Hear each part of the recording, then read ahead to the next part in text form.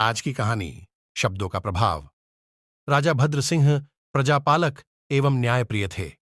नैतिक और जीवन मूल्यों के प्रति बहुत जागरूक थे, किंतु उनका पुत्र महाउत्पाती, विद्रोही, उदंड एवं निर्दयी था। वह प्रतिदिन नए नए उपद्रवों से लोगों को पीड़ित किए रखता था। राजपुत्र होने के कारण उसकी शिकायत करने की हिम्मत कोई नहीं कर पाता था। इसका फायदा उठाकर वह निरंकुश होता गया, लेकिन राजा तक यह बात पहुंच ही गई। राजा ने उसे सुधारने के अनेक उपाय किए। शिक्षा शास्त्री, तर्कशास्त्री एवं मनोचिकित्सक कोई भी उसे सुधार न सका। उसके उत्पीड़न से लोग त्राही त्राही करने लगे। राजा बहुत चिंतित हो चुके थे। उनकी समझ में कुछ नहीं आ रहा था कि क्या करें। सौभाग्य से कुछ दिन बाद औषधाचार्य नामक एक आर्षि वहां आ गए। राजा की समस्या को सुनकर राजपुत्र को रास्ते पर लाने का उन्होंने भरसक प्रयास किया, किंतु परिणाम कुछ नहीं निकला।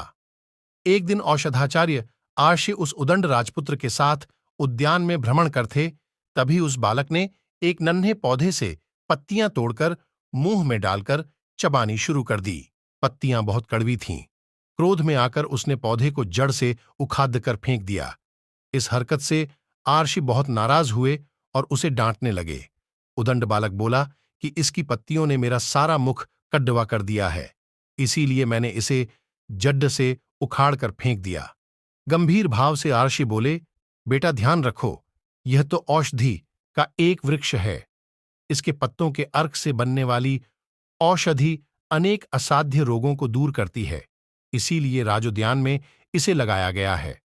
अजीर्ण आदि पेट के रोगों के लिए इसका सेवन बहुत लाभप्रद होता है, जो छोटे छोटे बालकों के स्वास्थ्य को बचाने का माध्यम बनती है। ऐसी अमूल्य औषधि का तुम अपनी नासमझ बुद्धि से नाश करने में लगे हो। तुम्हें लज्जा आनी चाहिए। इसकी कड़वाहट तुम्हें पसंद नहीं आई, लेकिन तुमने अपने कड़वे स्वभाव के बारे में कभी सोचा? तुम्हारे अनैतिक एवं उद्दंड स्वभाव की कड़ीडीडीएच वाहट से लोगों का कितना अहित हो रहा है, इसका तुम्हें पता है? तुम्हारे पिता का प्रजा में अपयश हो रहा है। आर्षि के वचन उस उदंड बालक के हृदय को छू गए। उसी क्षण से उसके जीवन की दिशा बदल गई। अब वह अपने नीतिवान पिता का वास्तविक उत्तराधिकारी बनने लायक हो गया।